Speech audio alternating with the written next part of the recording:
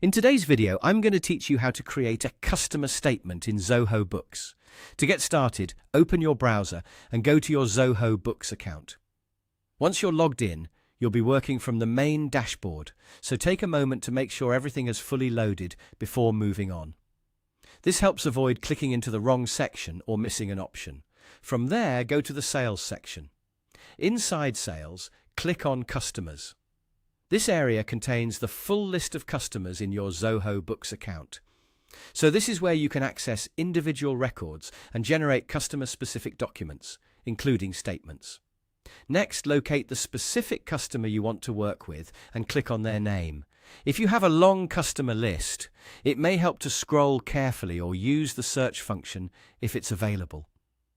Selecting the correct customer is important, since the statement will reflect that customer's invoices, payments, and balances for the period you choose. Once you're inside the customer's profile, click on the Statement tab. This section is designed to show a summary of the customer's account activity, which is useful if you want to review outstanding balances or send a formal statement for reconciliation.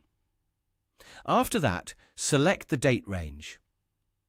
This step lets you control exactly which transactions appear on the statement. For example, you may want to generate a statement for a specific month, a quarter, or a custom period, depending on your reporting needs. Be sure to choose the date range carefully, so the statement includes the correct activity. Next, go to the filter and select All.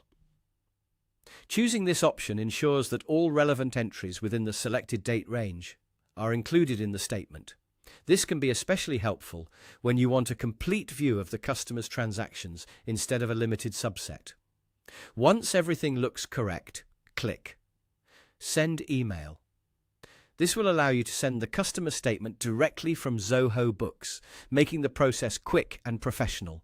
Before sending, it's always a good idea to quickly review the statement details one last time to confirm that the date range and customer selection are accurate.